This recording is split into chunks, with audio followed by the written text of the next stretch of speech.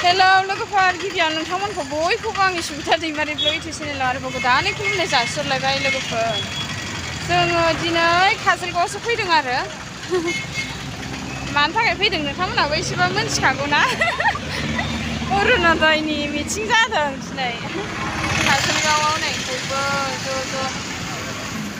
दासो गारिनिफ्राय ओंखारफैदों जोङो ओमफ्राय ओरै साइडआव गारि दोनजोब्बाय आरो मेल्ला मानसिफोर नै थाबायलागासिनो फैदों आफाय अरुणोदय जाग्राफ्रा नायलाय मा ए बैयाव माबायावसो रेस्टुरेन्टआवसो जा मानसिफोर थाबायलाबावगासिनो नै लोगोफोर अरुणोदय जाग्रा गोजा दा आं मोनजाया आयै ओरैनो नायनो फैबाय अरुणोदय जाग्रा गोजा नै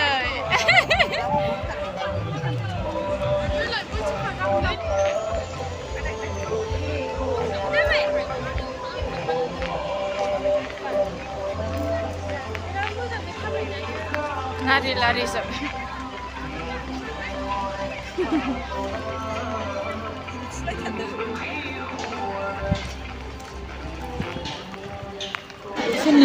गेटआ नैबेजों हाबो नोंथांमोनहा नायबानो जाबाय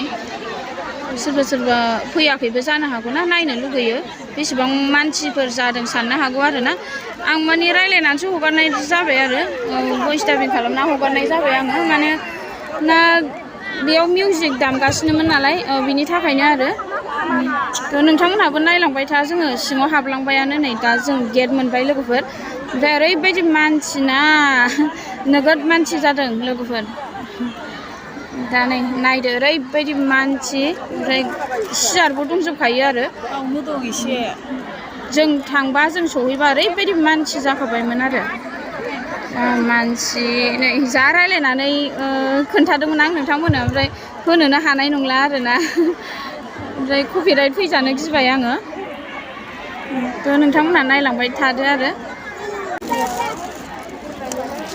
नै ओरैजाय मेथाइबो रानदों नै हाबजेननायावनो रानबाय आरो ओमफ्राय मेथाइ लानानै माने डाइरेक्ट थांखानांखागौ आरो नङाबा दिगदार जायोना उनाव मेथाइ लायफिननो मानो ओमफ्राय ओंखायनो हाबजेननायावनो मेथाइ राननानै हरखाजोब्बाय आरो ना ओमफ्राय दै बथलबो दंखायो दै बथला सियार मोनफा मोनफा दै बथल मोनसे मोनसेखा आरोना ओरैबायदि मोजां मोन्दों आरो माने आङो ओमफ्राय जों मेथाइ लाबाय बिजावजालिजों आंजों ओमफ्राय जों दा सियार नागिरहैनोसै लोगोफोर थांसै आरो जोङो बिजावजालिजों आंजों मेथाइखौ मोनग्रोनानै जा खुसि बावबाय जोंहा लोगोफोर माला मोनजानो सानलायबावबाय आरोना थ' जों सियार नागिरहैगोनसै सियाराबो नागिरनांगोनसो नालाय नायनोसै आरो लास्टआवथ' मेरला सियार दङ ओमफ्राय जों एसे गेजेर खन्द'आव जिरायनो सानदोंमोन आरो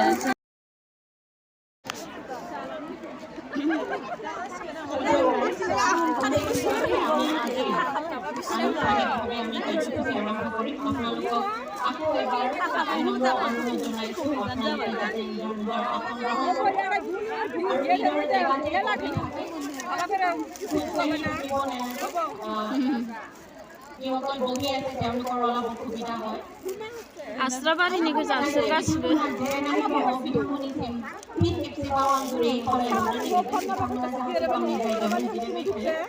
गसंनानै थाबायबाय थानाङा मानोना जाय बिथांमोना जिरायनानै दं बिथांमोना एसे उसुबिदा मोनो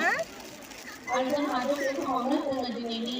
प्रग्राम हाबाफारिया मेन हाबाफारिखौ जोङो जागायजेनो बिनि थाखायनो जिरायनानै दङ जोङो नै दा जायगा मोनबाय आरामसे गेजेर खन्द'आव मोनबाय आरो ना बे स्टेज खाथियाव मोनबाय आरो मोजां जाबाय जा मानसिखा दाबो मानसिफोर फैगासिनो ओरैबायदि जा बुरजाखा साइसनो सानदों साइसनि आइसो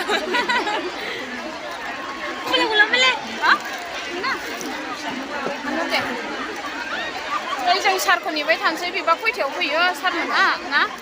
माबा फैनो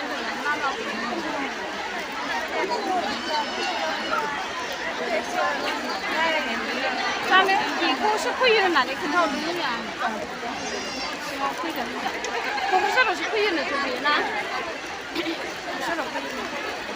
गसंना बानायदोंनो गसंनानै लानांला ओरैबायदि मानसि नै ब्राव ब्राव ब्राव एसे गसंनानै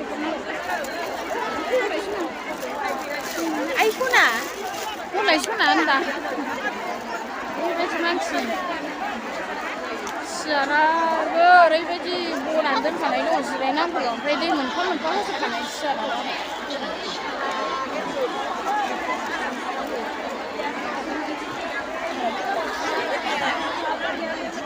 ओरैबो हाबगासिनो हनै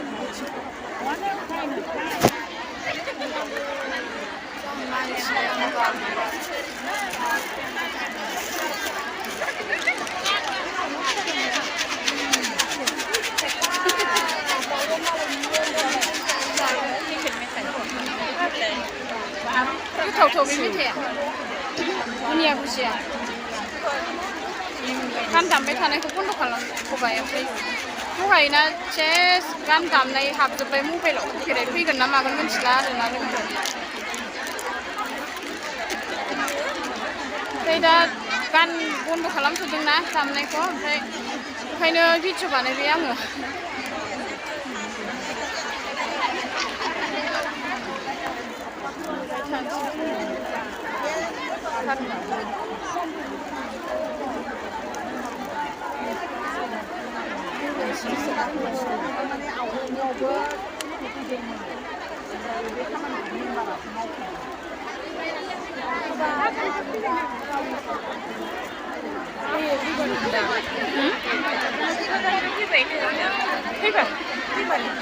फैगोन दां एसे हाबफैगोन खोमा ना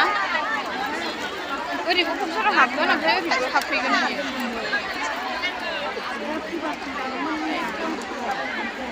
ब्लगखौ बिसिमल' खालामसै ससेल' ओमफ्राय गोदान माबा खालामफिनसै एसेल' बिदि गेस्रायलोना बियो ब्लगआ आंना मोननै जासिगोन ओमफ्राय दा सारमोन फैनायखौ एसे खोन्थानोसै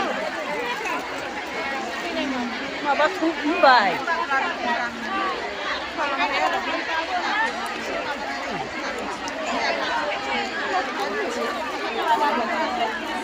बबेयाव मा खालामखो जानो माबा थुफुंदों बैयाव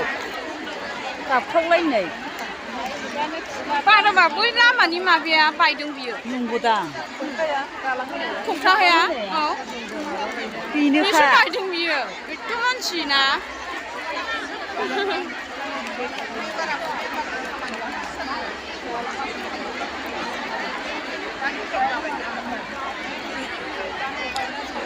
ओरैबायदि हाबगासिनो बैजोंनो हाबनाया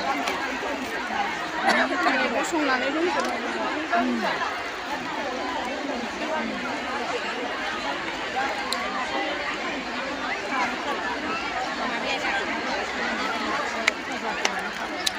लोगोफोर भिडिअखौ बेयावनो दोनथ'नोसै ओमफ्राय नेक्स्ट ब्लगाव आरो नोंथांमोनहा नायफिनदोलाय आरोना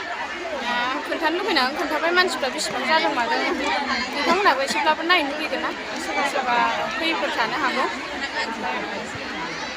थ' बेनोमोन भिडिअआ मोजां मोनदोंबा अननानै प्लिज लाइक शेयार आरो कमेन्ट खालामना होबानो जाबाय आरोना ओमफ्राय नोंथांमोनहा अननानै गाज्रि कमेन्ट लिरनो नाङा बेखौनो नोंथांमोननिसिम खावलायनाय थाबाय आरोना खुलुमबाय दे